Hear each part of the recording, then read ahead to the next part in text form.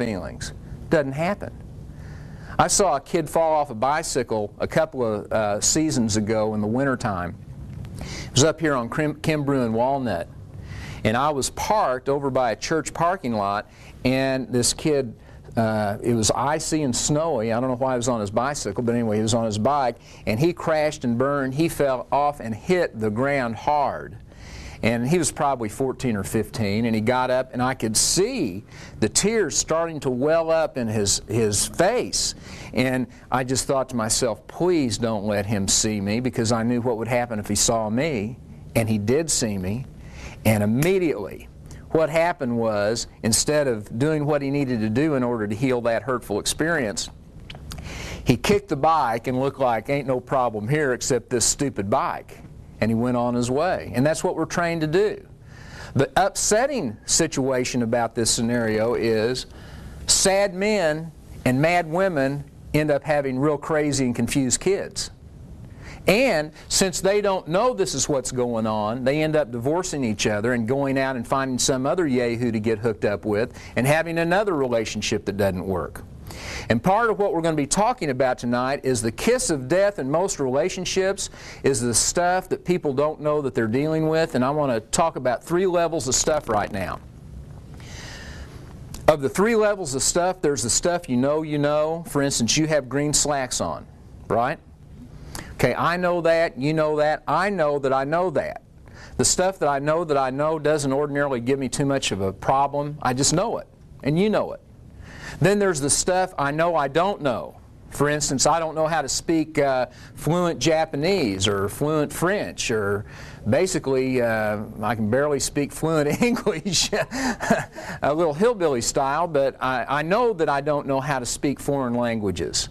But again, the stuff that I either know that I know or the stuff that I know that I don't know, that stuff ordinarily doesn't give me a lot of problem, because if it becomes important for me to know something that I don't know, but I know that I don't know it, I'll go out and I'll find out how to know it, and then it no longer becomes a problem.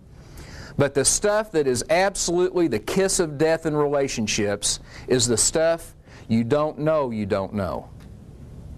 The stuff you don't know is what will slice the jugular vein of every relationship. Now, in terms of this particular illustration, he doesn't know that that's what's going on inside of him. Doesn't have a clue. This lady over here is smiling and looking real nice, real pissed off, by the way, real angry, just about ready to explode inside. She'll just get cancer. Okay, she'll just get cancer and die later on, but she's going to be nice because that's what her dad wanted her to be, and by golly, she's going to see that little scenario through until she's dead. She doesn't know that this is what's going on. And that's the trap in relationships. We get hooked up in relationships thinking, well, all I want to be is happy, and here's this other individual, all he or she wants to be is happy, and by golly, it shouldn't be that difficult. And we get involved in these relationships, and all this stuff from the past shows up that we don't even know is there, and we interpret it in a way thinking it's their stuff, and we'll get into more detail about that later on. But this is the beginning of why relationships don't work. And in order to find out why relationships do work, you need to analyze why in the world they don't work, and that's what we're going to look at first. I had a friend of mine say years ago that keeping feelings hidden or submerged was like holding beach balls underwater. Has anybody held a beach ball underwater in a while? It's tough. It's a lot of work. And this is what we do. He's looking good, isn't he? He's looking real good. I just tried to commit suicide between my 2nd and 3rd year of law school, and here was how good I was looking. A, I just made Dean's List for the 4th time. B, I was dating an MU cheerleader, really an attractive female. C, I was the first law student ever to clerk for the St. Louis Court of Appeals, wonderful honor. D, I'd just been elected to the Board of Governors. There was absolutely nothing in my life that looked out of place, and I wanted to die. Because what was going on with me is my insides didn't match my outsides. And I was this guy in the picture, looking good, looking real good, and dying inside. And that, in my opinion, is absolutely the core reason relationships can't work, because the people in them aren't being authentic. And one of the absolute requirements in developing successful relationships is having two people who are willing to be honest and to learn about the stuff they don't know that they don't know. As I said earlier, men are trained to hide their emotions and not feel, and we're pressured to believe that we should know how to handle any situation that comes up in life without the aid of our emotions. And then I have written down here, women also hide many of their feelings and emotions that are not safe to that were not safe to have when they were growing up. Here's an illustration that illustrates what happens when you just don't deal with what's going on in your life emotionally. Now here these people are in the illustration, quote, burying their feelings. A couple of things you need to know. If you're burying your anger, you're burying your ability to experience joy and spontaneity and aliveness. In other words, you just can't trash can one and keep the rest. It's like if you don't access all of yourself, all of you is numbed out to some extent. Plus, kind of an eerie sounding idea is when you bury feelings, you bury them alive. And they don't like it. And the feelings that you bury alive will surface later on in the most inopportune times you have ever imagined. And I imagine you all have had some of that experience either personally or in some of your relationships with friends and relatives. Now, another issue that's kind of a side issue in our culture, and it's unbelievable how pervasive this particular idea is, and the issue is about responsibility, and this little cartoon illustrates how early this little deal started. Adam blamed Eve, Eve blamed the snake, and the beat goes on. No matter what, it's not me, it's her. If he hadn't have, I wouldn't have. If she hadn't have, I wouldn't have. And this right here is the crippler in relationships. I have a chapter in the book entitled Helen and Ben. Helen and Ben are a couple that came to me and did this. Pointed at each other saying the other person was responsible. And what's interesting, Helen has given me permission to share this story, and so I do every chance I get. She was pretty dang suicidal when she walked into my office, and I could tell she was dulled out to the max. And so I started with her and I said, Helen, tell me what's going on. And basically, if you boil it down, what she said was, I'm upset because he's upset. I'm upset. He's upset. Did you get that? I said, Ben, what's your problem?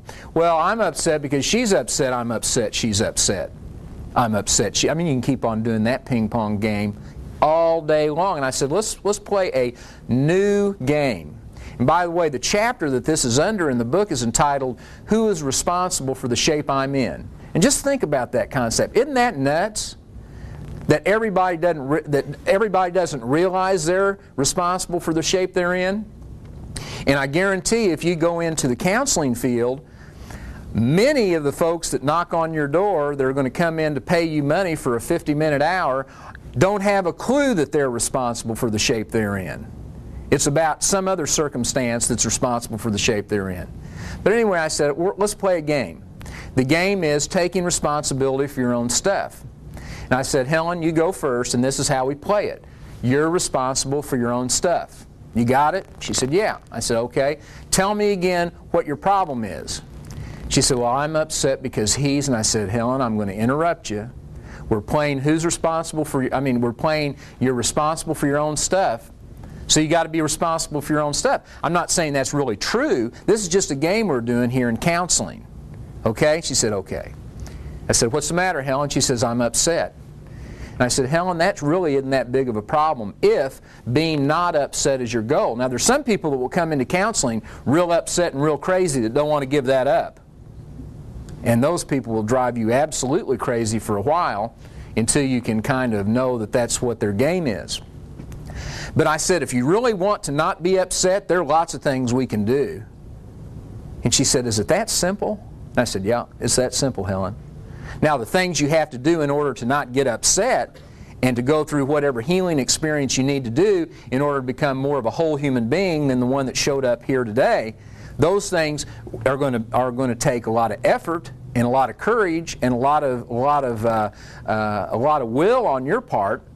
But it is that simple in terms of separating what you can do and what this other person has to do before you can do it. Because see, the trap is, if you're waiting for somebody else to change in order for you to change, you might as well just get you might as well take a seat in a rocking chair and just hang out with some good albums for the rest of your life, because that's what you're going to be doing, because it's not going to work. And even if they do change to your specifications, wait until they change the next time not to your specifications, or wait until they die, or wait until something happens inside you and your expectations change. And so the whole idea of responsibility is real central of an issue to the overall issue of how to develop relationships that work and are successful.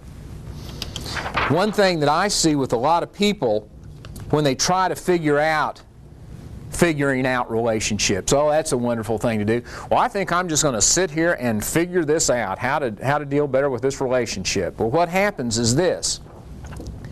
You end up in what's called a feeling, thinking tug of war. And I don't know whether you experience this, but I think we all experience it on some level every single day. You wake up and you have a feeling. And that kicks in a thought. And then you have a feeling about that thought. And then you either have another feeling about that thought, or you have another thought about the feeling you had about that other thought, about that feeling. And you know, statistically, people have actually spent time looking at all that. And about 95% of the same feelings and thoughts we had yesterday are exactly the same ones we're going to have today. And they literally don't get us anywhere. You know, I would be the last one to say getting in touch with feelings is not a good thing to do. It's absolutely imperative that people do that. But that's not where you find the overall solution to your problems. That's like one of the first stages of dealing with what's going on. And getting in touch with your predominant set of favorite thoughts is an important thing to do, but in and of itself, that doesn't get you anywhere either, and we're going to be talking about what gets you somewhere in just a little bit. But what happens on a level of personality, we've got this conversation going on in our heads all the time. All the time. Just yak, yak, yak, yak, yak, yak, yak. And for those of you who haven't spent a lot of time in meditation, I can probably influence what you think about, probably without too much trouble. Close your eyes just for a second. We're going to try something, okay? And I promise I'm going to stay up here and I'm not going to come tickle you or anything. What I want you to do is clear your minds and don't think of anything. No, don't even think of that. Whatever you do, think of anything except an orange elephant. Don't even have with a tennis shoe on its trunk. Don't even think of an orange elephant with a tennis shoe on a skateboard. And don't think of the ocean. And don't think of your nose. Don't even think that I'm looking at your nose. So you wouldn't even have to think about your nose. Okay, exercise is over. I can tell by the smiles that it's real difficult. And see, it's difficult to focus your mind on a place other than where this conversation tells you to focus your mind. And the problem is we identify the conversation as us. It's not us. We basically have that same little conversation going on in our heads that everybody else has going on in their heads. And it's an accumulation of thoughts and ideas that really never got us anywhere and will never get us anywhere. But we identify with it every day. It's kind of like a soap opera, that we just listen to this stuff all day and we believe it. And it's just this, you know, some people call it old tapes. Well, that's my mother's tape. Well, that's my father's tape. That's this tape. That's that tape. Well, regardless of what tape it is, they activate certain feelings. And most people that you'll be dealing with as counselors are going to be coming in that are stuck in that kind of situation, in a feeling, thinking tug of war.